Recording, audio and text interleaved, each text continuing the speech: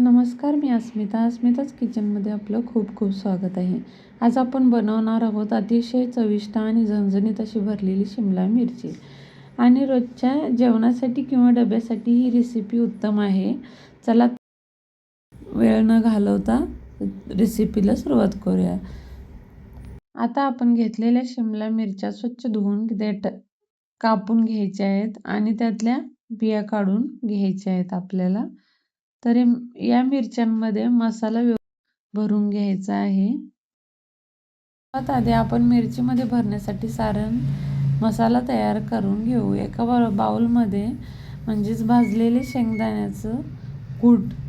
तर मी येथे शेंगदाणे छान असे खरपूस लाल होईपर्यंत भाजून घेतले आहेत आणि ते अशा पद्धतीनं थोडे जाडसरच बारीक करून घेतले आहेत.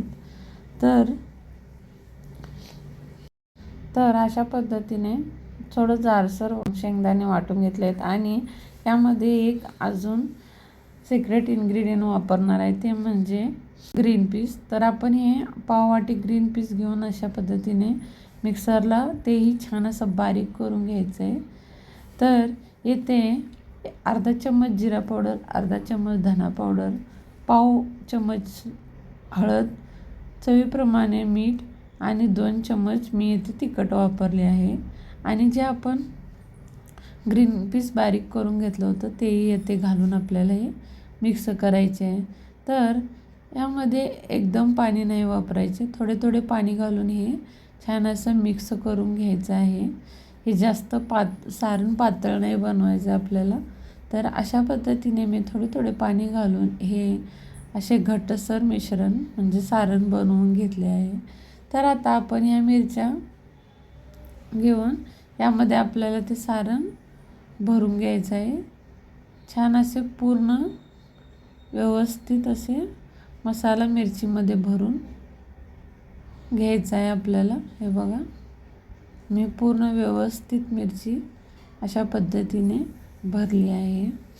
तर येथे 3-4 चमचे तेल घालून त्यामध्ये 1 चम्मच जिरे घालून फोडणीमध्ये. तर आता हा कांदा आपल्याला एक कांदा घ्यायचा आहे, तो बारीक कापून घेतला आहे.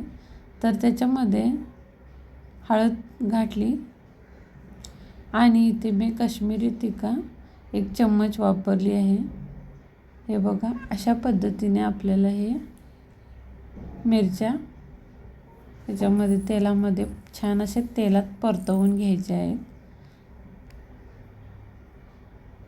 छान अशा परतल्या गेल्या पाहिजेत मिरच्या.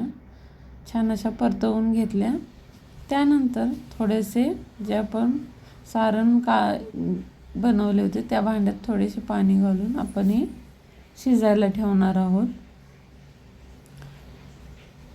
झाकण लावून हे 10 मिनिटासाठी शिजायला ठेवायचे आहे. तर बघा, अशा पद्धतीने छान 10 मिनिटांनंतर मस्त अशी आपली भरली मिरची तयार आहे. आता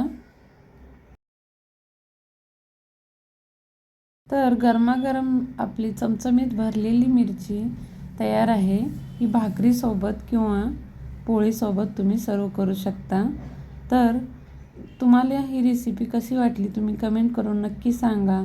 व चॅनेलवर जर नवीन असाल तर लाईक, शेअर, सबस्क्राईब करा आणि परत भेटू एका नवीन रेसिपीसोबत. तोपर्यंत बाय बाय.